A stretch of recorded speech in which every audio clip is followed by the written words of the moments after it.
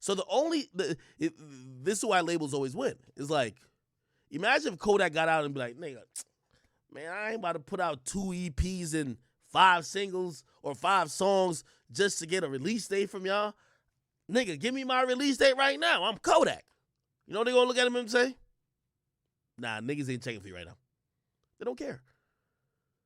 So unfortunately, these dudes gotta work. Anyway, what artists like Kodak and Tory do is they don't mind the work. They don't mind it. Kodak gave us song after song after song after song till he caught one.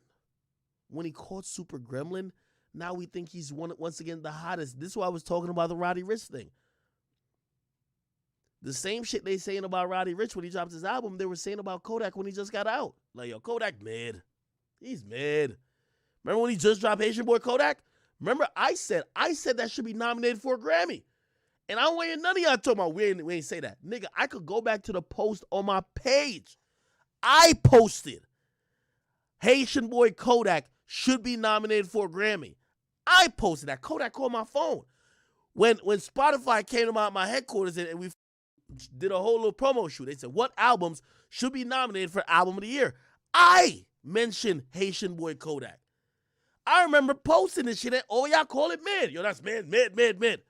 As soon as he got a hit single, as soon as he got Super Gremlin, everybody's on his dick. Oh my God, Kodak's the hottest. It just shows you that in reality, as an artist, bro, don't be too tricky. I'm going to be honest with you. And Kodak, if you see this, I ain't trying to put it, we have our personal relationship. At first, Kodak felt a little way. I know he felt a little way. It was like, man, say, what these niggas on? Because he didn't understand why fans were it felt like fans were giving him a pushback. They weren't trying to ease him into, oh, this is Kodak who gave us this great music. We love him. They were like, nah. But you know what he did? And I ain't gonna lie, he bitched a little bit. He complained a little bit. He did complain a little bit on social media. But you know what he kept doing? Kept dropping the music. That's how I got the interview with him. He called me and said, Ak, I'm gonna keep it real with you. You a real nigga. Because you a nigga, you think my album popping, but you won't only tell me on the phone. When you get asked on every platform, you don't leave my name out. You always keep it real. You're not just saying it to be dick riding. He respected. But also, nigga, I knew this shit was hot. A lot of y'all was just like, y'all in the moment. Now, he just dropped his new album. Everybody back home. Oh my God, Kodak's dropping the heat. Bruh, Kodak ain't missed since he got out of jail, bro. He ain't missed. We gotta be honest. Now, before we get a little bit more into the album, let me play, and I love this. He did an interview with The Breakfast Club. He's doing interviews, and I love it. Did an interview with Gillian Walate, too. Oh, I type young boy. Kodak, Black, Freestyle. Let me see. This was his unreleased. I got to do unreleased.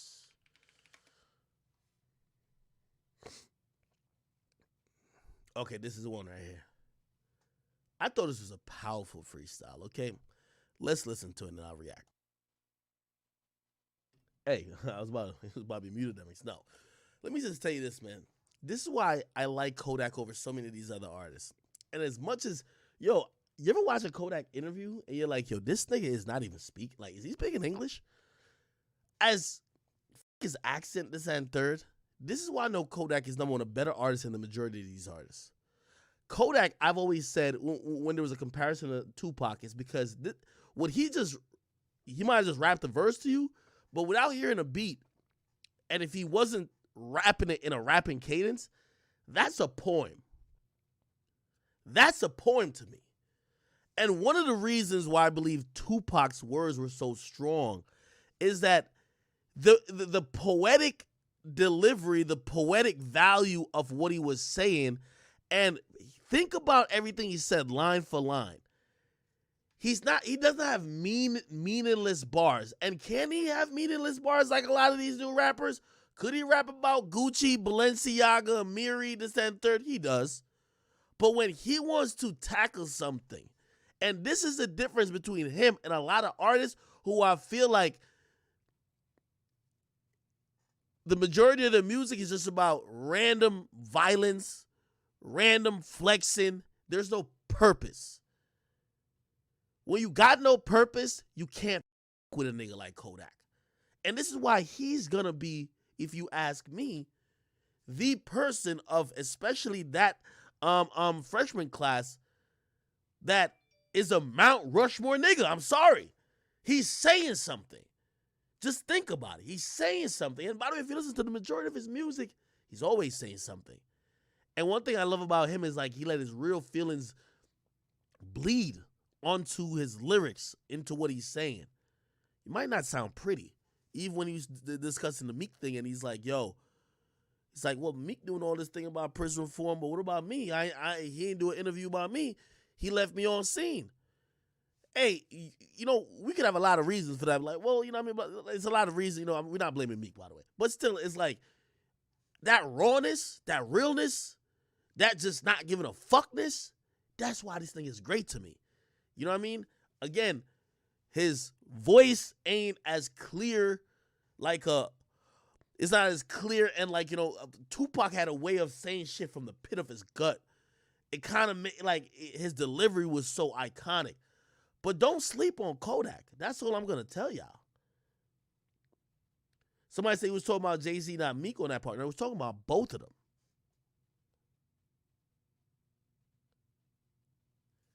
I'll play it again. And by the way, I don't want to compare him to Youngboy, but I'll say when Youngboy does this, Youngboy's real with his own feelings to what he's going through. Kodak, I give more credit than Youngboy because Kodak sometimes looks at shit from a political lens. And not saying he's right ever, because, you know, he do Trump and he, you know, whatever. And shit, he mentioned in the last part, it's like, yo, how could you expect changes if you don't want to sit down with a man? When Youngboy speaks to his own feelings and emotions and what he's going through, and I think that's real and raw too. But I think a lot of times when it comes to what Tupac was great for, was he gave a voice to the ghetto. And he put that shit on the biggest of levels in hit songs. I See No Changes, Wake Up in the Morning, try to, like, come on, these songs are huge. I see Kodak in the same lens, where he's not just looking at things he's going through. He does use what he's going through as an example, but he talks about things that are bigger than that.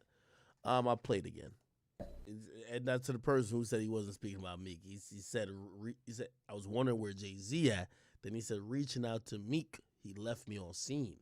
By the way, if you listen, one thing with his music, everything kind of changed together.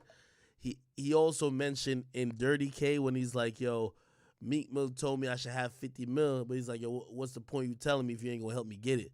So, like, that was an odd line, but I think this helps make me understand it a little bit more. You get me?